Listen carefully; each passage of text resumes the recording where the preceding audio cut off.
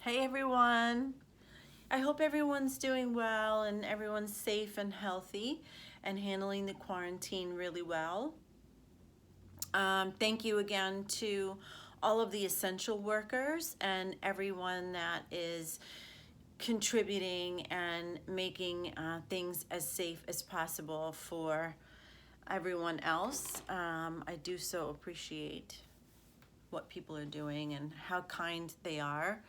Kindness is so important these days, and even when I find myself getting a little bit fearful or frustrated, I literally dig down deep and remember that we're all in this together. All right, so we've switched venues. Ta-da! We are in my bedroom. Welcome to my bedroom. So I wanted to do something a little different today. Making the best of the quarantine is all about sharing maybe pro tips or things that I know or do that might be helpful to someone out there. That's definitely my intention when I make all of these videos. And today's is no exception. So as you all know, I love crystals and shiny things and sparkly things. And really, I think it's the physicality of the way crystals feel in my hands.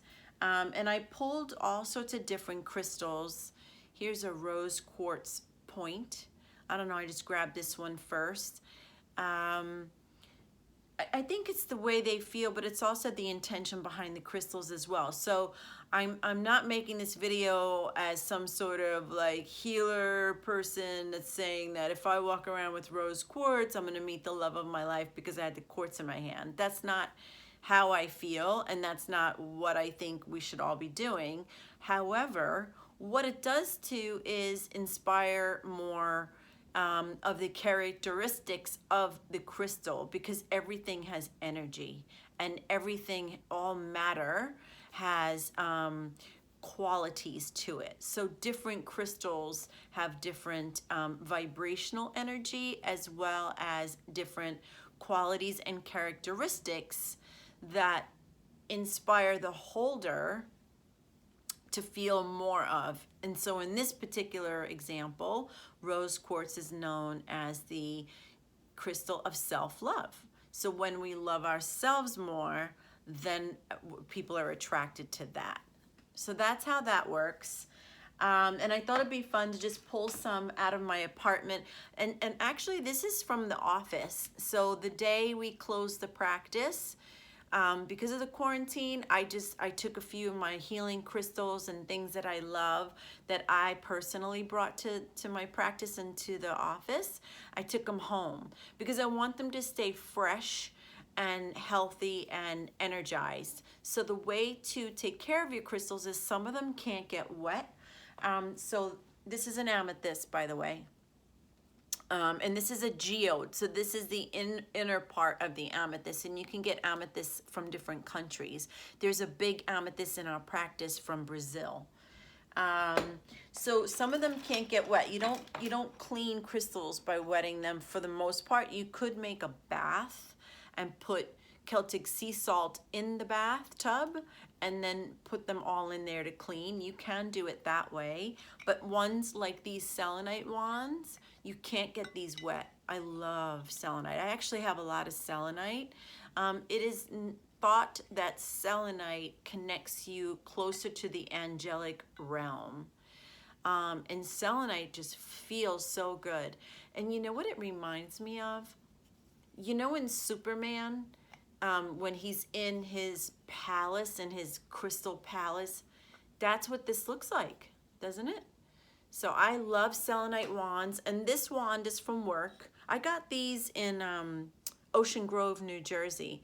You know, that's the other thing, is when you charge the crystals, you give them a job. They also stimulate and inspire memories. So of where you got it and what was the intention when you bought them, right? So I use this one at the office, and I use it a lot. I hold it like this, and I clean and clear my energy with it because I'm touching a lot of different people all day. And again, the intention behind cleansing my own energy is not about the other person. It's about me and how that makes me feel and how that brings a cleaner, crisper, purer version of my own energy to each patient. So it's very important to clean and clear your energy when you're work with people's physical, mental, emotional, and spiritual bodies, and you touch their skin. It's very intimate. So that's selenite wands. You can't get those wet. This is a selenite charger. Again, I just love the way they feel. It's my thing, I guess. So what you would do is you hold them in your receiving hand and you charge them and you give them a job, and then you clean them. I clean them in the sunlight. So my windows have a lot of crystals in them oftentimes because I'm cleaning them in the sunlight, and excuse me, charging them, and then you can clean them in the moonlight. So here's some more. These I actually carry with me randomly, not together, because you don't want to mix all crystals together. Yes, I love pyrite. Pyrite is the money stone. Here's the big Mama Pyrite. Look at that jammy. Look at that. So I could stare at them. I love them. They're just so pretty. So this is about calling in resources, and you charge them with that, and then this sits at my front door. Resources, come on in, welcome. You're welcome here. So that's pyrite. This is the little baby. And did you know that when pieces of your crystals fall off, you put them in the soil of the plants, or you bring them outside? So I have, a lot of my plants have bits of crystals that maybe have broken off in the soil. And then you all know I live near Calshers Park. There's a little burial spot there for crystals, or maybe a plant or two that died. I bury them in that little spot all the time. It's like this total, I'm whispering as if I'm telling a secret ritual, but it's like my thing, and it's right outside the big dog park that's near Calshers Park. So you really want to get back to Mother Earth and be very intentional about respecting things that come from the earth, like crystals and stones. And you all know that the guasha stones are crystals, right? So these are jade, right, that I work with all the time. And listen, I'm about to step up my guasha game. I'm taking an online tutorial course with Cecily Braden, and she's one of the founders of major techniques here in the United States relative to guasha. So I'm going to be incorporating that into my facials for sure, and we'll talk more about the guasha magic. I'm really excited. What are you guys doing? Like, are you taking online tutorials? How are you keeping busy? Share with me in the comments section, and let me know how you like my bedroom video. So this is malachite. Malachite you can use when you're wanting to bring in change and transformation. And then this one is, I knew that my brain was gonna go blank in my video. But anyway, this is Labradorite. There it goes. This Labradorite's interesting. I didn't pick it. I got it from Energy Muse, who I love. You can follow her on YouTube. She's amazing.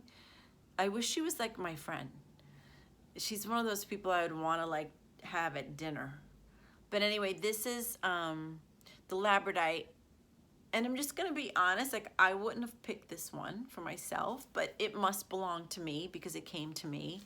But usually Labradorite it's a little more reflective and there's more tones in it. But I'm not questioning why it came to me. I do use it too a lot.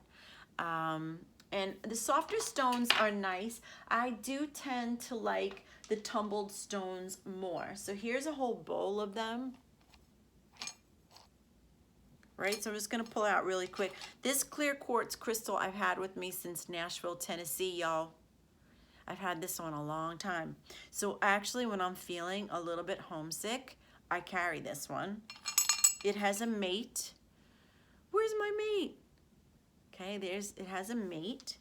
And then here's a little bit of rose quartz, like a little geode version.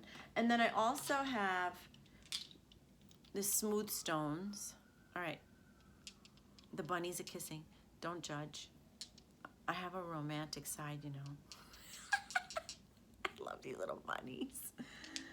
All right, so that's that. And then, so I have this bowl. Here's a citrine. We love citrine. It's high vibrational, super cheerful. This is kayite. Kayite's kind of cool looking. I like that one a lot.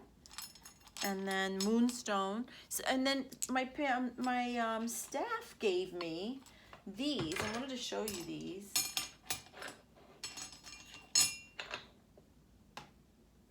That one's beautiful, isn't it? But my staff gave me these. This is, and then the little, this sits in my bathroom. This is behind my bathroom videos, but Nausea gave me this pretty purple tray. And then this year, the ladies gave me these tumbled stones that represent the 7 chakras. So, you know, I utilize them, and they're in and about my home.